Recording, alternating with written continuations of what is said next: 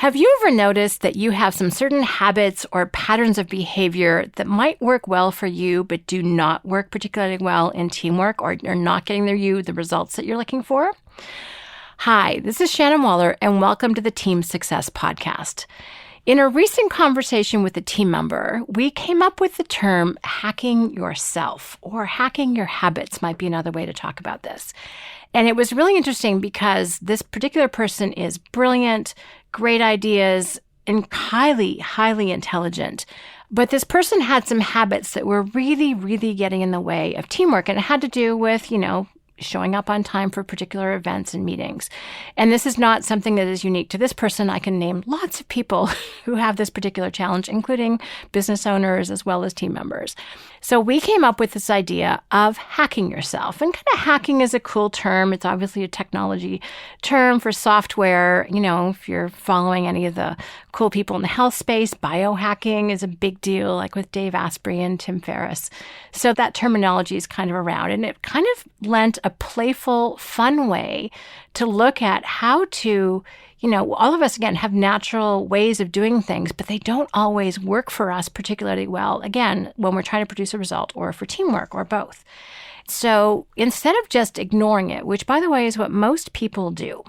I work with a lot of people, clients and a few team members included, who pretty much could be easily diagnosed as ADD, attention deficit disorder. And I myself actually technically have been diagnosed with that too.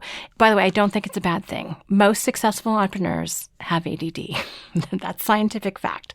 So it's really someone who has a hunter's instincts rather than a farmer's instincts. And Tom Hartman wrote a great book about that called ADD, A Different Perception, if you want to check that out.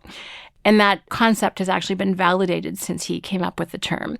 So hunting instincts sometimes don't work well when you're a farmer and vice versa. But if you happen to be if you're a hunter working with a farmer working with a hunter, some of the ways that you're doing things simply are not working all that well. So how can you, instead of getting resentful of other people or continuing to fail or, just feeling down or bad about yourself, which if that worked, I'd be go for it, but it really doesn't. So, blame, feeling guilty, feeling bad is just useless in terms of coming up with a strategy. But what about taking it seriously? What about actually thinking, okay, well, this is a challenge. These are the places I get myself into trouble. What can I do about it? How can I use my strengths? Because all of us have strengths. How can I use my capabilities, my natural ways of doing things? How can I supplement them through teamwork with other people or technology? Oh my gosh, technology is completely our friend when it comes to doing this, so that I can show up the way that you're committed to showing up. So this is kind of a fun process. And it was really important for the person I was coaching to make it fun. There's nothing worse than feeling guilty or bad. And anytime anyone's tried to do that, mostly the strategy here is to avoid it. If you've had parents, teachers, other educators, people who have insisted that you're wrong, you shouldn't be doing it this way, do it my way's better. Well, it might be better for them, but you've tried that and it didn't work for you. So you need to find a bypass. You need to find a hack. You need to find a different way of doing it. So let's have some fun with that. Now, before we get into some strategies and some actual hacks that might be of value to you, let's really talk about why this is so important. Well, what we can do on our own is so much. We can do this. Imagine, just put your hands out in front of you. But what we can do in teamwork is so much bigger. We can do 10 times, 100 times, 1,000 times when we're in teamwork with other people. So being able to hack yourself is critical if you just even want to expand what your own capacity is. However, if you really want to grow exponentially, then teamwork is probably going to have to be a part of it. And this is where you need a high degree of self-awareness about, okay, here's how I'm put together in this particular time round, and then how other people are put together differently. So it means being really knowledgeable and aware of yourself, and I'm a big fan of profiles, as you likely know for that, but also having that same level of curiosity and interest in somebody else and like, oh, how are you put together? So what is really hard for me to do is natural for you, and you probably can't figure out why someone else can't do it that way. And what's really natural and easy for me is hard for you. And first of all, I like being in teamwork with people who appreciate the differences. You don't want to be like one of our clients. He said, well, this is before he'd done a particular profile that we recommend called Colby. kolbe.com if you're not familiar. He said, before I knew about Kolbe, I thought everyone was just like me, only not as good. And that statement never fails to crack me up because it's so true. We tend to think like, what's wrong with other people? The things we think are important, obviously. And the things we don't like or aren't good at, well, that's clearly not as important. So what's everyone else's problem? Well, that's actually not how the world works. So it's so fun to recognize like, oh, okay, this is what works for me. That's what works for you. How can we meet in the middle? How can we support one another? How can we contribute our unique talents and capabilities and perspectives and learnings and wisdom and insights, and then what can we create together that's even better? So that's why you want to be paying attention to this. If you don't have a really important why, if it's not important to you, then stop listening. I say that with love, but it won't be useful to you unless you have a reason why you want to or need to hack yourself, not just because it's a should, which is usually an externally imposed expectation. That's what I learned from Dan Sullivan. It has to be meaningful to you. It has to be something, either a point of pain, you're just, okay, I've got to figure this out because it's ticking yourself off, or it's really frustrating the people that I care about and I need to do something about it. Again, you don't have to do it from that blame or guilt standpoint, but you can do it from let me get really smart about this. Hackers are both feared and respected for their capabilities of doing things that other people can't do.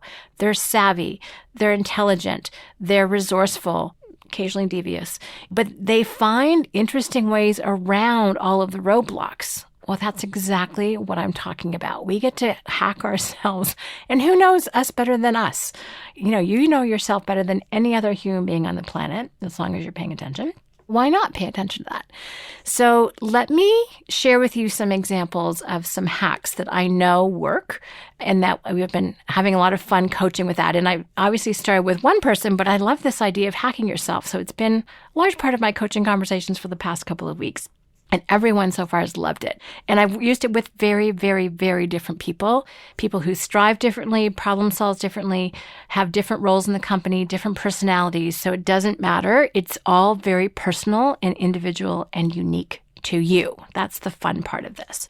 So first of all, what you want to do is you want to get to know yourself. You want to get to know yourself from the standpoint of how does your mental energy play out. I'm a huge fan, as I mentioned, of Kolbe, because that's what it measures, your striving instincts. When you care about something, how you take action, how you problem solve. We're also actually a big fan of StrengthsFinder at Strategic Coach. So go to GallupStrengthsCenter.com and go to the top 5 Clifton strengths. And it is a brilliant way to get your top 5. I actually highly suggest that you actually invest in getting all 34, because it's so fun to see your top strengths, your top 10 to 12, and then your bottom 5, which is where you never go. Highly entertaining. But that will give you great insight into how your strengths, which relationship building strengths you have, what strategic thinking strengths you have, your executing strengths, your influencing strengths, or lack thereof, how that works. Talking with a great, fun client today who's just powerful in his thinking, highly intelligent, revolutionary, someone with a lot of very direct communication skills. But, we looked at his strengths finder and there's not a single relationship building strength in his top 10. Not one. All influencing and strategic thinking strengths. So given the people around him probably have some relationship building strengths and want to feel cared about, he's got to get some habits in place. He's got to hack that to make sure that they feel appreciated and cared for in terms of their contribution. He also needs to position himself as like, hey guys, this is not factory installed in me. So don't worry about my tone of voice. I don't mean anything by it. Don't take it personally. He can get obviously more aware. But it actually really worked when he told his team that. He's like, okay, you know what? I'm not thinking about relationships when I'm talking. I don't mean it personally, so you don't need to take it that way. If I'm talking about tasks, I'm just task focused. And just knowing that that's how someone is put together makes it much, much easier to work with them because you're not taking things personally anymore. So that's one example of a hack. So Kolbe is fabulous. StrengthsFinder is incredibly useful. There's a number of other profiles out there. Cognitive, I'm not going to worry about too much, but if you know that you need to partner up with someone who's smarter than you, then good. Make a good friend and say, hey, I need your brain cells on this for a moment. You're much more detail focused or much more intelligent about this particular subject area than I am. Could I get your help? First of all, most smart people love that. Or if it's a task that you know your brain's going to go completely squirrely, you're like, you know what? I know you're much better at handling these kind of routine things. Is this something you'd be interested in working on with me? Again, there's just ways of bridging, and it's not playing up to or sucking up. It's not insulting anyone. It's just partnering up. It's collaborating. It's being in teamwork with other people. Now, I wanted to address the one about, there's some really smart people that I know that just get lost in their brain and their thoughts. And if they don't have the chip installed called time, that makes it really challenging, especially from a teamwork perspective. So this is where technology comes in. I'm thinking it should also work with my 15-year-old to help her get out of bed on time. But with this particular person who is incredibly intelligent, it was like, okay, don't set one alarm, set 3.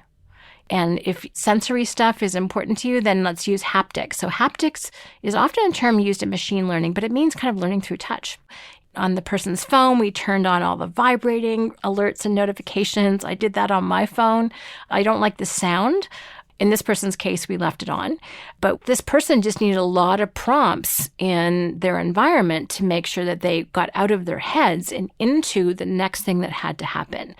Let's talk about being on time. So some people are on time just out of habit. Some people are on time because they've got reminders. I'll talk about that in a moment. Some people are on time because they cannot imagine being late. In fact, they're early to the point sometimes of being annoying. And the half hour before an appointment is useless because they're just spending time getting ready for the meeting to start.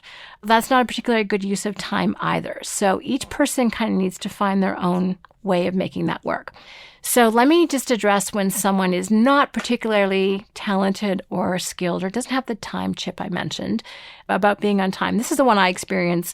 I'm someone who always thinks they can cram in another 2 or 5 things before the deadline of a meeting, or I think the start time of the meeting is when I need to head down to the meeting. Probably should have left 5 minutes earlier. So I've started to really program in. I get the alerts turned on my computer. I have it turned on my phone. I love haptics, which is when you learn through touch. That's what that term means, often applied to machine learning. But I love the vibrating thing on my iWatch. That's the vibrating notification lets me know when something is coming in or a phone call, for example. My person that I was coaching the other day, we didn't set one alarm. We figured out the person needed 3. Because the person is so intellectually capable and so involved in pursuing deeper knowledge that they get so distracted by that they need multiple reminders in order to be on time. That's fine. Just set the reminders. And I was on my 4th iPhone before I realized that there was such a thing called reminders as a built-in app on the phone. I was a little slow on that one. This person hadn't discovered it yet, so I uncovered that. You can use Siri to program reminders or alarms, which also helps. So verbal prompts, again, vibrating notifications, buzzing, whatever gets your attention, use that. And you can coach other people on that. I want to coach my 15-year-old on how to do this because I'm tired of waking her up 4 times before she gets up in the morning. Whatever that is, but get smart. So I talked about technology just now, but also teamwork is a huge help. So I have someone, my brilliant support partner, Nicole, who has one of the most strategic minds I've ever met, incredibly intelligent, and so much more organized than I will ever be. It's not even funny. But, if we're going to work together well, I have to be incredibly coachable, and I have to live by my calendar. And I have to be willing to go where I'm told to go, when I'm told to be there. So I can't go, no, I don't want to. That does not serve the person supporting me very well. And I'm going to be late. No, not that don't push the boundaries occasionally, but I'm very amenable to that. I live by my calendar. I don't want to say I die by it. That would be a bit dramatic. But it's pretty much I am booked moment to moment to moment. It's scheduled in such a way that keeps my energy high without being depleted. But physical reminders, personal reminders by Nicole, things pop up on my computer screen so I can see how much time is left before my next meeting. All of that helps me, who is not naturally time-focused, who gets completely lost in the moment, who is someone who would just stay talking to a client for hours and hours and hours and go, oh my gosh, I'm late. I missed 2 meetings. That could easily happen to me if I did not put myself in much more capable hands than my own to get stuff done. So this whole idea of hacking yourself and recognizing what are your habits, how does your mental energy play out, and don't make it wrong. Just work with it. We all have talents and creativity and skills we can bring to bear. And we've got this amazing thing in our lives called our smartphones. And we've got people around us willing to support us if we haven't burned too many bridges. And people who actually go like, oh, okay, that's really easy for me. I know it's hard for you. Let's do a trade. This is hard for me. Can you help me with that? And then you contribute your capabilities to that person who finds it otherwise really hard. So I want you to have fun with this idea of hacking yourself. I want you to play with it. I kind of want you to take yourself seriously, to be honest. And I don't want you to figure out someone else's best practices. This is you figuring out your own best practices. This is self-hacking, if that's a term that we can create. So I really want you to think about how can you have some fun using your strengths and talents to compensate for those areas that may not be, as I like to say, factory installed, that will support you getting where it is that you want to go in your life, that will support your teamwork so you can create all these amazing results that you want to together. I think hacking yourself can be definitely a path to success for that. Thank you so much for listening. If you have any questions or comments, please let me know at questions@strategiccoach.com. If you like this or if it's useful, please be sure to share and to subscribe. Thanks so much for listening, and here's to your team success.